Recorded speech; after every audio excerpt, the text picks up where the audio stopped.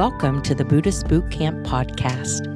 Our intention is to awaken, enlighten, enrich, and inspire a simple and uncomplicated life. Discover the benefits of mindful living with your host, Timber Hawkeye.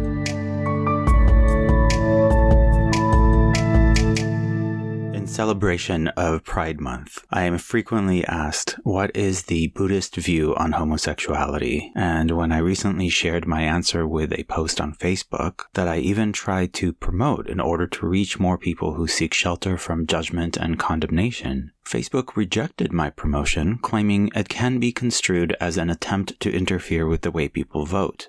I contemplated how to reconcile the concept of Pride Month with how often I've mentioned that segregation is at the root of so much hatred, judgment, and suffering. And that's when a post by my friend Diana reminded me that pride is not about segregation at all. Pride is the opposite of shame and loathing. So for anyone who identifies as LGBTQ or as the plus at the end, including the intersexuals, asexuals, some or none of the above, which is to say anyone celebrating diversity, equality, and freedom from shame, this is an invitation to take back your power, stand in your truth, and rest assured that if you or someone you know has wondered, what is the Buddhist stance on homosexuality, here is the answer I included in the book.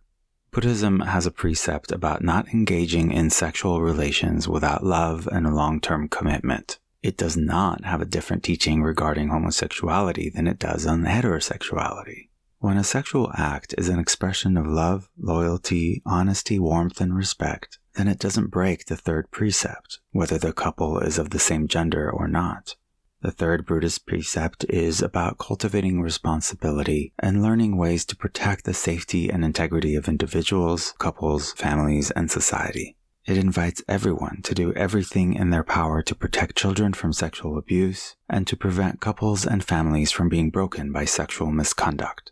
Therefore, as long as there is love and a mutual agreement between the adults involved, it isn't sexual misconduct regardless of gender.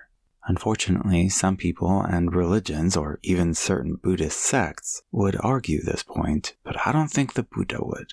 At the end of the day, bigotry wrapped in a prayer is still bigotry, and we don't play that game. The Buddha taught that pain is inevitable, but suffering is optional. The suffering of heartache, loss, old age, sickness, and death affects everyone on this planet regardless of sexual identity. Buddhism focuses on acceptance of whatever arises with no attachment, no resistance, and certainly no judgment or shame. The dictionary's first definition of pride relates to the ego and is too often associated with one of the 7 deadly sins. But we're talking about the second and third definitions of pride, which are all about consciousness of one's own dignity and self-respect, especially when shared by members of a group that has been marginalized on the basis of their identity, culture, or experience.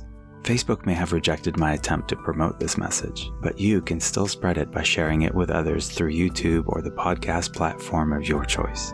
Happy Pride Month to everybody.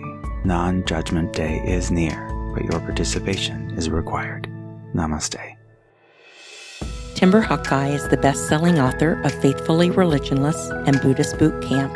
For additional information, please visit BuddhistBootCamp.com, where you can order autographed books to support the Prison Library Project, watch Timber's inspiring TED Talk, and join our monthly mailing list. We hope you have enjoyed this episode and invite you to subscribe for more thought-provoking discussions. Thank you for being a soldier of peace in the army of love.